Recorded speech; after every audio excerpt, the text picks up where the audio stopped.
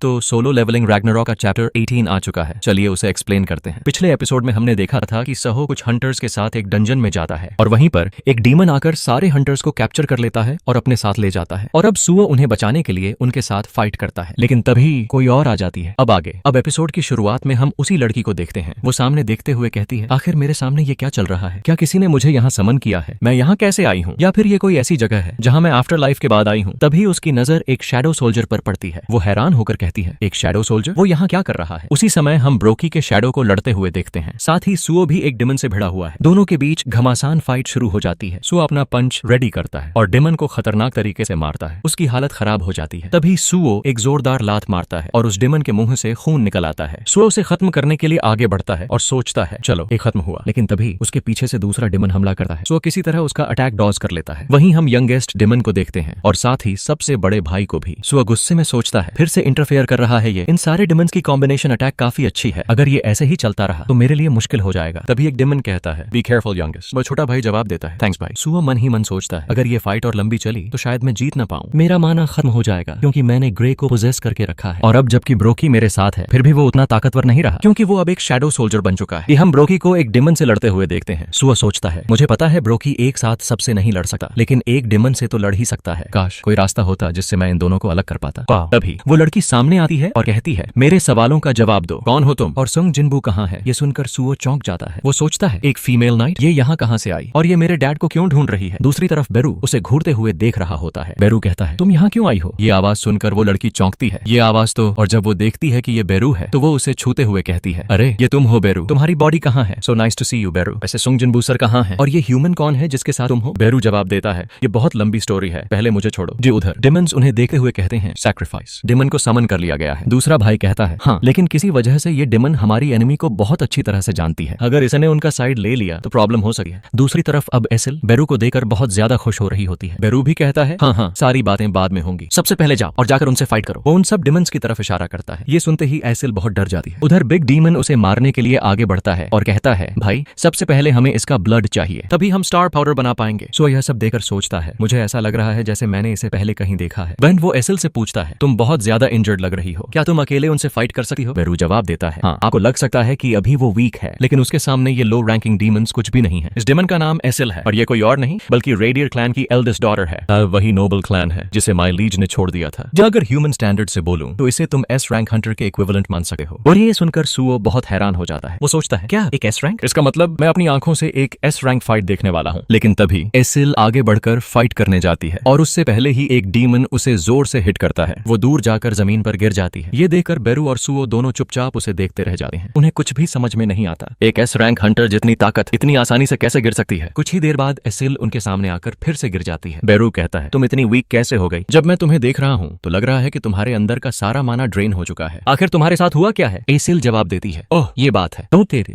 करीब आधे साल पहले डीमन रेल्म के अंदर जितने भी डीमंस थे उन्होंने रेबल कर दिया था। हमें लगातार उनसे फाइट करनी पड़ी और हमारे लिए इम्पॉसिबल हो गया था कि हम एक साथ इतने सारे डीमन से लड़ पाएं। सिर्फ मैं ही अपनी ताकत की वजह से किसी तरह बचकर निकल पाई, लेकिन भागते वक्त मेरा ब्लड एक्सट्रैक्ट कर लिया गया और उसी की वजह से मैंने अपनी पावर खो दी। एसिल बेरू से कहती है, बेरू प्लीज क्या तुम मुझे हील कर सकते हो? बेरू जवाब देता है, क्या? बिल्कुल नहीं, ये मेरी माना का वेस्ट होगा। एसिल कहती है, यू आर सो मीन बेरू। वो डीमंस भी यह सब सुन चुके होते हैं और उनमें से एक डीमन कहता है, क्या तुमने सुना भाई? दूसरा डीमन कहता है, हाँ मैंने पहले उसे रिकॉग्नाइज नहीं किया था क्योंकि वो बहुत ज्यादा वीक लग रही थी, लेकिन अब जब ध्यान से देख रहा हूँ तो समझ में आ रहा है कि वो रेडियर क्लैन की हेड की बेटी है। हाँ भाई, यही हमारी अपॉर्चुनिटी है ताकतवर बनने की। उसके अंदर जो थोड़ा सा नोबल ब्लड है, अगर हम वो पी लें तो हम और भी ज्यादा पावरफुल बन सकते हैं। सबको कमजोर देखकर सुओ उन्हें देखता है और फाइट के लिए रेडी हो जाता है। वो सोचता है, अब शायद मुझे ही इनमें से एक को मारना होगा क्योंकि अब मेरे पास कोई और रास्ता नहीं है। तभी वो कहता है, ओह अगर तुम्हें ऐसा ही चाहिए तो मेरे पास एक ब्रिलियंट प्लान है। और तभी वो अपनी कुछ पावर्स का यूज करता है। वो कहता है, लगता है अब मुझे वही एबिलिटी यूज करनी होगी, वही माना,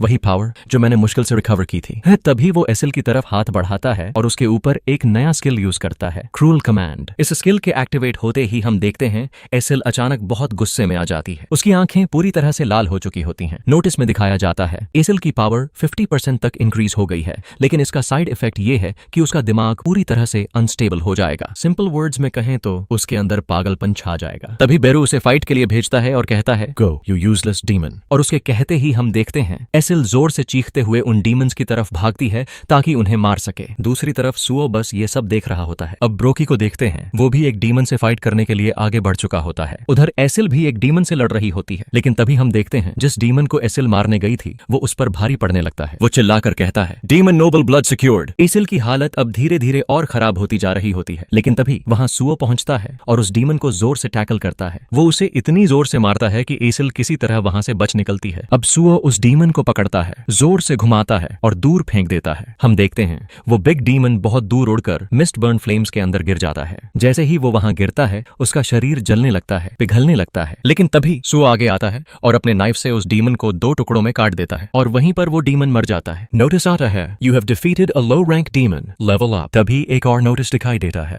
Vulcan's horn has devoured a demon soul.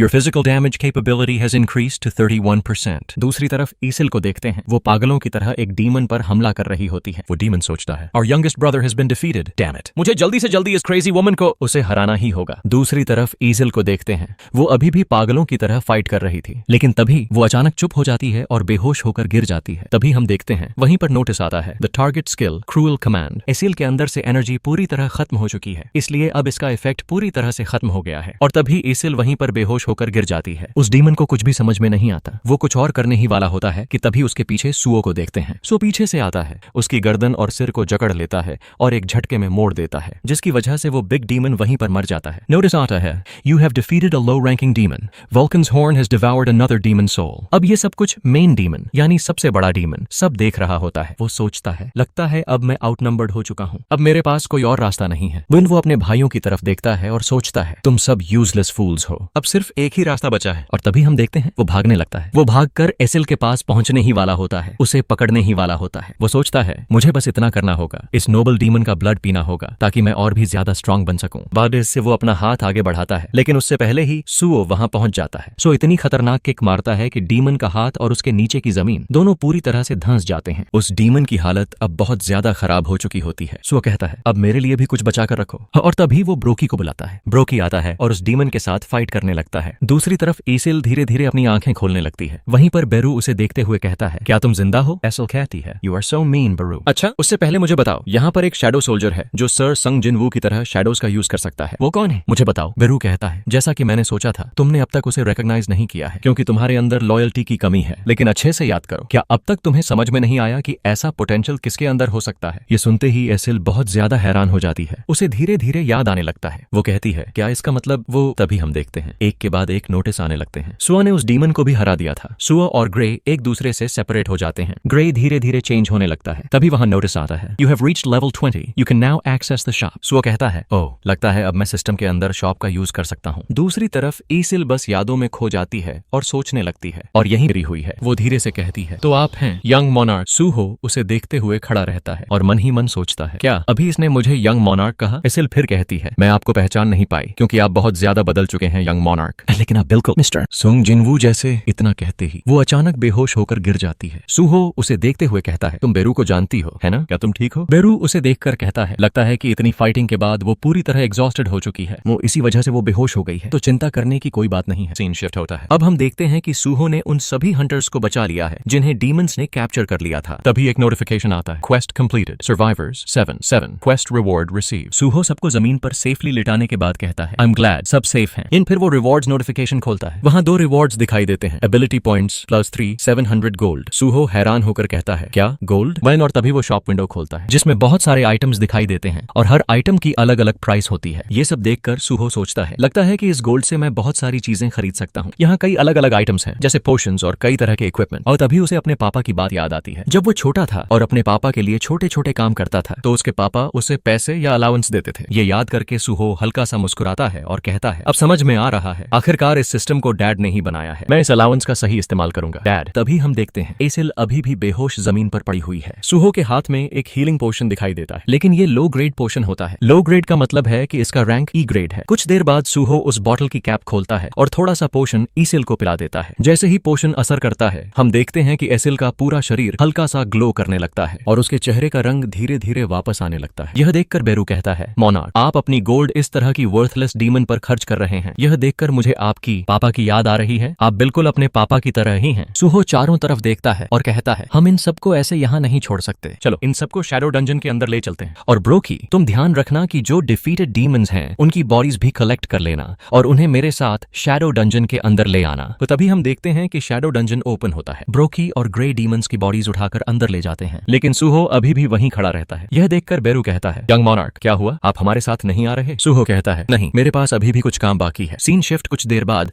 हम उसे उन्हीं मिस्टबर्न के पास देखते हैं जिन्हें जलाया जा रहा था। वो लोग दर्द से चीख रहे होते हैं। सुहो यह सब देखकर सोचता है, मिस्टबर्न, जब मैंने इन्हें पहली बार देखा था तभी लगा था कि इनका इस तरह जलना बहुत पेनफुल होगा। आई एम सो सॉरी, मैं बस तुम लोगों की मदद इतनी ही कर सकता हूँ। ये तभी हम देखते हैं कि सुहो अपने हाथ में मौजूद हथियार को चार्ज करता है और फिर अपने नए स्किल का इस्तेमाल करता है, स्टॉर्म स्लैश। जैसे ही वो अटैक करता है उसकी स्लैश की आवाज चारों तरफ गूंजने लगती है। Scene shift, outside dungeon scene shift होता है। डंजन के बाहर हम एक हंटर को देखते हैं जो सील्ड स्टेशन में आ चुका होता है। वो किसी की बात याद करता है जिसमें कहा गया था कि उस डंजन के अंदर कई तरह के लिजर्ड बीस्ट्स की बॉडीज मिली थी और मिस्टबर्न भी वहां डिस्कवर किए गए थे। लेकिन हंटर्स की बॉडीज की हालत देखकर ऐसा बिल्कुल नहीं लग रहा था कि ये सब उन्हीं बीस्ट्स का काम हो सकता है। और जब हम अंदर और आगे गए तो हमें एक बेसमेंट भी मिला, लेकिन वो बेसमेंट पूरी तरह से तबाह किया गया था। ऐसा लग रहा था जैसे उसे ब्लेड से काट काट कर डिस्ट्रॉय किया गया हो। यह सब याद करते ही वो हंटर कहता है, क्या ऐसा हो सकता है कि इस सब के पीछे कोई और भी हो? तभी उसके पीछे किम डोकिन दिखाई देता है। वो उसे देखते हुए कहता है, एक्सक्यूज मी मिस्टर किम डोकिन, तुम ही हो ना जिन्होंने हमें यह इन्फॉर्मेशन दी थी? लेकिन रिकॉर्ड्स में तो बताया गया था कि एक्सपीडिशन टीम में तुम्हारे साथ सुंग सुहो नाम का कोई था, क्या तुम उसे जानते हो? और किम डोकिन जवाब देता है, ओह, वो मेरा जूनियर कॉलीग है, वो भी मेरे साथ ही आया था मदद करने के लिए। केली वो हंटर पूछता है, अच्छा तो अभी वो कहाँ है? सुनकर डोकिन थोड़ा सोचता है और फिर कहता है, हम दोनों डंजन से साथ में भागे थे, उसके बाद मैंने उसे एक सेफ जगह पर छोड़ दिया ताकि उसे कोई तकलीफ ना हो, और फिर मैं इन्फॉर्मेशन देने यहाँ आ गया। मुझे पता है ये बहुत एम्बैरेसिंग है, लेकिन एक ई रैंक हंटर होने के नाते मैं और मेरे दोस्त हम दोनों और कुछ नहीं कर सकते थे। हम बस वहां से भाग सकते थे और आप लोगों के पास आकर सपोर्ट मांग सकते थे। यह सुनकर वह बंदा उसकी तरफ देखता है और उसके पास आकर उसके कंधे पर हाथ रखता है, फिर कहता है, ओह, तुमने बहुत अच्छा काम किया है। हंटर एसोसिएशन का जो मैनुअल है तुमने उसे सही तरीके से फॉलो किया है और एक ई रैंक हंटर होने के बाद यही सबसे बेस्ट डिसीजन होता है। और इतना कहकर वह आगे बढ़ने लगता है और कहता है, ठीक है, अब सब लोग ध्यान से सर्च करो, देखो कहीं और कोई क्लू मिलता है या नहीं। उधर किम डोकिन मन ही मन सोचता है, अच्छा ही हुआ, मुझे लगता है कि यह सब कुछ सुंग सुहो का ही कमाल है। मुझे अभी तक नहीं पता कि इसके पीछे असली रीजन क्या है, वो अपना रैंक क्यों छुपा रहा है, लेकिन मुझे उस पर पूरा विश्वास है। अगर वो कुछ छुपा रहा है तो वो किसी बुरे काम के लिए नहीं होगा। मुझे तब तक इंतजार करना होगा जब तक सुहो खुद डिसाइड नहीं करता मुझे सब कुछ बताने का। Scene shift, shadow dungeon scene shift होता है। अब हम शैडो डंजन के अंदर देखते हैं कि एसिल अब जाग चुकी है। बेरू और सुहो ने मिलकर उसे सब कुछ बता दिया था। एसिल कहती है, ओह, अब समझ में आया, संग जिन वू सर पृथ्वी को इन्वेजन से बचाने के लिए आउटर स्पेस में गए हैं। यह सुनते ही बेरू थोड़ा गुस्से में कहता है, मॉनार्क ने मुझे यहाँ भेजा था ताकि मैं सुंग सुहो के ऊपर लगा सील तोड़ सकूं, लेकिन यहाँ आकर मैंने देखा कि वो सील पहले ही टूट चुका था क्योंकि यंग मॉनार्क पहले से ही इतना स्मार्ट है। तभी सुहो कहता है, तुम्हारा नाम ईसिल है ना? क्या हम पहले कभी मिले हैं? एसिल हल्का सा मुस्कुराती है और कहती है, हाँ, जब ट्यूटोरियल चल रहा था तब हम मिले थे। शायद आपको याद नहीं है, लेकिन आपने कहा था कि आप मुझे याद रखेंगे। वो यह सुनकर सुहो याद करने की कोशिश करता है। वह सोचता है, पता नहीं क्यों मेरी पुरानी मेमोरीज बहुत हेजी हैं, लेकिन तभी धीरे धीरे उसे याद आने लगता है और वह कहता है, ओह, तो तुम वही लड़की हो जिसने मुझे देखते ही इमीडिएट सरेंडर कर दिया था। यह सुनकर बेरू और ज्यादा गुस्सा हो जाता है। वह कहता है, क्या सच में? क्या शैडो मॉनार्क ने तुम्हें ऐसा करने के लिए कहा था? वह तो सिर्फ एक टेस्ट था, है ना? यह सुनकर एसिल चुप हो जाती है। वह लगभग रोने ही वाली होती है। बेरू फिर पूछता है, बाय द वे, तुम्हारी पावर इतनी कम क्यों हो गई है? डीमन रेल्म में क्या हुआ? और यह सुनते ही एसिल थोड़ा उदास हो जाती है। फिर कहती है, अगर मैं आप दोनों को एक्सप्लेन करूं तो बेहतर रहेगा। और यंग मॉनार्क, आपने बेरू से सुना ही होगा, संग जिन वू ने डीमन रेल्म को पूरी तरह अनाइलेट कर दिया था और उसकी सारी पावर हम डीमन नोबल्स के अंदर बांट दी गई थी, यानी रेडियर क्लैन को। इसी वजह से डीमन रेल्म में रेडियर क्लैन की हायरार्की चलती थी, लेकिन उनके जाने के बाद हम सब सुंग जिन वू का इंतजार करते रहे। ऐसे ही कई डेकेड्स गुजर गए। हम शांति से रहते थे, लेकिन एक बार भी मिस्टर सुंग जिन वू ने हमें नहीं बुलाया। फिर रिसेंटली, लगभग हाफ ईयर पहले, एक नई प्रॉब्लम सामने आई। एक ऐसी चीज जो मैजिक और पावर को एनहांस कर सकती थी। उसका नाम था स्टारडस्ट। स्टारडस्ट धीरे धीरे सारे डीमंस के बीच फैलने लगी। यह सुनते ही सुहो बहुत हैरान हो जाता है। वह कहता है, क्या स्टारडस्ट? जब मैं उन डीमंस से लड़ रहा था मुझे याद है वो लोग भी स्टारडस्ट के बारे में बात कर रहे थे। एसिल अपनी बात जारी रखती है और कहती है, स्टारडस्ट जो पावरफुल डीमंस थे उन पर इसका उतना असर नहीं पड़ता, लेकिन जो कमजोर डीमंस थे उन्हें यह बहुत ज्यादा पावरफुल बना देता है और इसके बदले उन्हें कुछ देना भी नहीं पड़ता। संग जिन वू की एब्सेंस की वजह से डीमन रेल्म में जो भी डीमंस पहले कमजोर थे अब ताकतवर होने लगे और धीरे धीरे वे सब यूनाइट होने लगे। उनका पर्पस सिर्फ एक ही था, डीमन कैसल को रिबेल करना, और फिर वे सब मिलकर रेडियर क्लैन के अगेंस्ट खड़े हो गए जो पहले सुंग जिन वू के प्रोटेक्शन में था। शुरुआत में यह सिर्फ एक छोटा सा रिबेलियन था, लेकिन धीरे धीरे यह एक फुल ब्लोन वॉर में बदल गया। Demon realm war. हम रेडियर क्लैन वाले उस डीमन कैसल को बचाने के लिए फाइट करते रहे जिसे सुंग जिन वू ने भरोसा करके हमें सौंपा था, लेकिन फिर वो वक्त भी आया जब हम सब हार गए। जो भी डीमंस उस वॉर में शामिल थे वे सिर्फ यहीं नहीं रुके, अब वे हमारे खून को, हमारी नोबल फैमिली के ब्लड को पीने लगे ताकि उनकी पावर और ज्यादा बढ़ सके। और इसी तरह मेरे पापा और मेरी पूरी फैमिली ने खुद को सैक्रिफाइस कर दिया। मैंने भी अपना बहुत सारा ब्लड खो दिया है, जिसकी वजह वजह से अब मैं बहुत कमजोर हो चुकी हूँ। एसिल की आवाज कांपने लगती है। ये बहुत पैथेटिक है ना? सब मर चुके हैं, सिर्फ मैं ही हूँ जो सर्वाइव कर पाई हूँ। अब जब हम डीमन रेल्म हार चुके हैं, जिसे मिस्टर सुंग जिन वू ने हम पर भरोसा करके दिया था, अब वो क्या कहेंगे? तभी एक आवाज आती है, तुम बहुत कुछ से गुजर चुकी हो, है ना? एसिल चौंक जाती है और सामने देखती है। सुंग सुहो यह बात कह रहा होता है। सुहो कहता है, मैं हमेशा सोचता हूँ कि डैड ऐसे सिचुएशन में कैसे रिएक्ट करते होंगे। भले ही मेरे डैड यहाँ नहीं है, लेकिन तुम और तुम्हारे साथियों ने उनके लिए फाइट की है और मेरे लिए यही काफी है। इसलिए मुझे पूरा विश्वास है कि अगर वे यहाँ होते तो वो भी तुमसे यही कहते। मैं भी तुम्हारा बहुत बहुत ग्रेटफुल हूँ और इसी वजह से अब मैं तुम्हारी मदद करूंगा। सुहो अपना हाथ आगे बढ़ाते हुए कहता है, चलो अब हम साथ मिलकर काम करते हैं और रेडियर क्लैन को फिर से रिस्टोर करते हैं। यह सुनकर एसिल समझ ही नहीं पाती कि क्या कहे। वह बस इमेजिन करती है रेडियर क्लैन का नया हीरो जो अब सुंग सुहो है। यह सोचते ही उसकी आंखों से आंसू गिरने लगते हैं। तभी सुहो के सामने एक और सिस्टम नोटिस दिखाई देता है। The last survivor of the pure blood demon noble Esil Rader. क्या आप उसे अपने कंपेनियन के रूप में एक्सेप्ट करना चाहेंगे? एसिल हल्की मुस्कान के साथ कहती है, हाँ, मैं रेडियर क्लैन से ही बिलोंग करती हूँ। और इसी के साथ अब एसिल भी सुंग सुहो के साथ जुड़ चुकी है। अब दोनों मिलकर आगे आने वाली लड़ाइयों में साथ फाइट करने वाले हैं। Our blooded demon nobles Esil Rader. फिर एक और लाइन आती है, white flame descendant thanks the player. और उसके बाद ऑप्शन दिखाई देता है, एक्सेप्ट या डिक्लाइन। यह नोटिस देखकर हम सुहो, एसिल और बेरू को वहीं खड़े देखते हैं। नोटिस देखकर सुहो काफी हैरान हो जाता है। वह सोचता है, क्या एसिल सेकंड मोनार्क की डिसेंडेंट है? एसिल सुहो को इतना हैरान देखकर थोड़ा कंफ्यूज्ड हो जाती है। सुहो मन ही मन सोचता है, पर क्यों? क्या इसका मतलब कि एसिल ही आखिरी प्योर ब्लडेड डीमन बची हुई है? Companion accepted. थोड़ा सा मुस्कुराते हुए सुहो एक्सेप्ट कर देता है और तभी एक नया नोटिस आता है, you have accepted the white flame descendant as your companion. और इसके साथ ही सुहो को एक नया बॉन्ड स्किल मिल जाता है। Bond skill demon strike, charge rate 0%। Notice में आगे लिखा होता है, व्हाइट फ्लेम डिसेंडेंट से एनर्जी रिसीव करने के बाद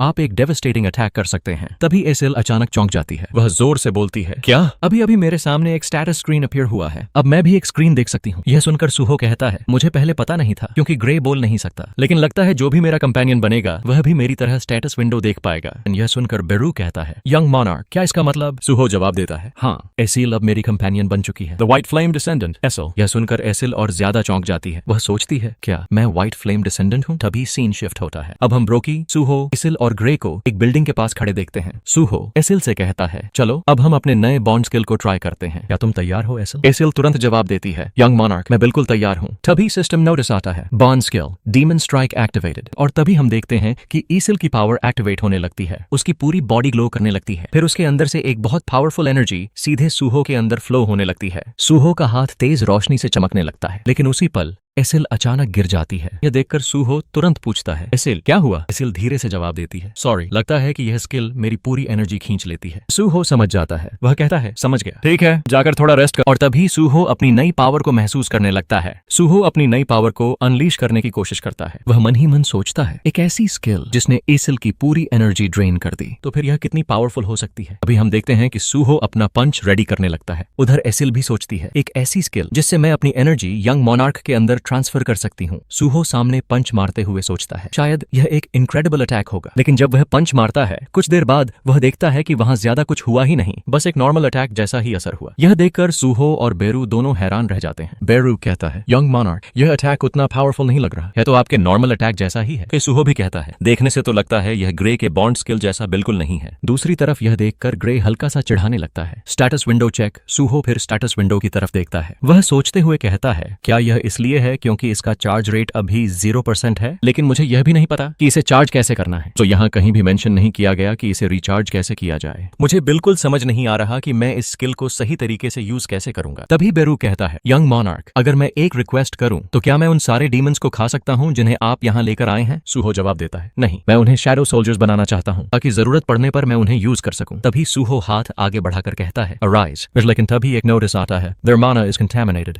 shadow extraction can not be performed, corrupted demons. यह देखकर बेरू समझाता है, यहाँ तक कि शैडो मोनार्क संग जिन वू भी इन डीमंस को शैडो सोल्जर्स नहीं बना सकते थे क्योंकि इनका माना कंटामिनेटेड होता है या फिर इनकी सोल करप्टेड होती है। यह सुनकर सुहो कहता है, अगर ऐसा है और उनका सोल पहले से करप्टेड है तो ठीक है बेरू, तुम उन्हें खा सकते हो। यह सुनते ही एसिल रोने लगती है क्योंकि वह खुद भी एक डीमन है। कुछ देर बाद सुहो उसके पास आता है। वह उसे एक हीलिंग पोशन देते हुए कहता है, इसे पी लो, तुम बेहतर महसूस करोगी। एसिल धीरे से कहती है, थैंक यू, और सुहो को तकलीफ देने के लिए माफी भी मांगती है। लेकिन सुहो कहता है, कोई बात नहीं, और वैसे भी अगर सोचूं तो अब तुम्हारे पास जाने के लिए कोई जगह भी नहीं है, तो तुम इस जगह को जैसे चाहो वैसे यूज कर सकती हो। शैडो डंजन का एक हिस्सा तुम इस्तेमाल कर सकती हो। और यह सुनकर एसिल बहुत शॉक्ड और थैंकफुल हो जाती है, क्योंकि यंग मोनार्क उसे इतनी बड़ी मदद दे रहा था। तभी एक सिस्टम नोटिस आता है, part of the shadow dungeon has been designated as the domain of the white flame, यानी शैडो डंजन का एक हिस्सा अब व्हाइट फ्लेम डिसेंडेंट के नाम कर दिया गया है और एसिल रदीर को उस जमीन का मास्टर बना दिया गया है। सूहो उसकी तरफ देखते हुए हल्का सा मुस्कुराता है और कहता है, अब हम कंपेनियंस हैं एसिल, इसलिए चिंता मत करो। तभी अचानक बेरू जोर से चिल्लाने लगता है। यह देखकर सूहो और एसिल उसकी तरफ देखते हैं। सूहो पूछता है, क्या हुआ बेरू? बेरू कहता है, यंग मोनार्क, इन सारे डीमंस की मेमोरीज से मुझे बहुत कुछ पता चला है, यहाँ तक कि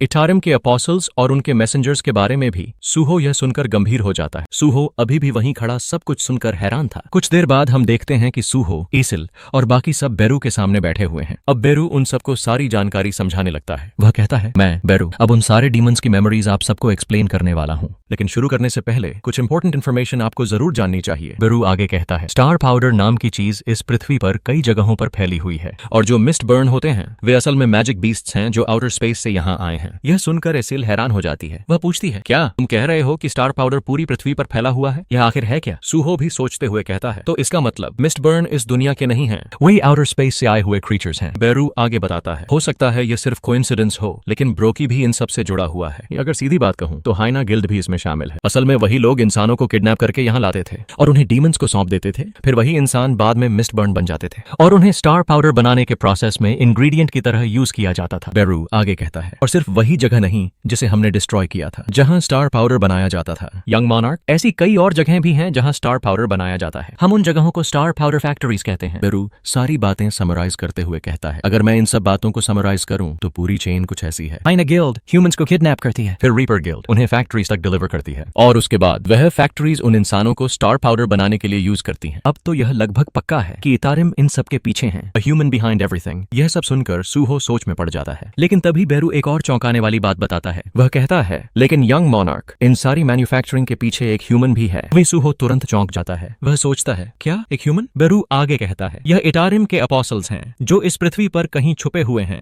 और मुझे यह भी पता चला है कि एक ह्यूमन उनकी मदद कर रहा है। वह उन सारे अपोस्टल्स की मदद कर रहा है और वह ह्यूमन है, the real suspect, reaper guild का वाइस गिल्ड मास्टर ली मिन संग। अब ऐसा लगता है कि अगर हम उसकी इन्वेस्टिगेशन करें तो शायद हम जल्दी ही इटारिम तक पहुंच सकते हैं। सीन शिफ्ट होता है। अब हम हंटर एसोसिएशन की बिल्डिंग के बाहर देखते हैं। वहां बहुत सारे रिपोर्टर्स खड़े हैं। वे सब किसी का इंतजार कर रहे होते हैं। तभी सामने से एक आदमी की एंट्री होती है। वह है ली मिन संग। जैसे ही वह वहां पहुंचता है, सभी रिपोर्टर्स उसके पास आ जाते हैं। सब उससे सवाल करने लगते हैं। एक रिपोर्टर पूछता है, हंटर एसोसिएशन के अंदर आखिर क्या हुआ है? ली मिनसुंग शांत होकर जवाब देता है, ज्यादा कुछ नहीं हुआ, मेरे ऊपर कोई एलिगेशंस थे ही नहीं। Reporters questions. तभी एक और रिपोर्टर पूछता है, क्या आपको सच में नहीं पता था कि हाइना गिल्ड, जिसे रीपर गिल्ड सपोर्ट कर रहा था, वह सिविलियंस को किडनैप कर रहे थे?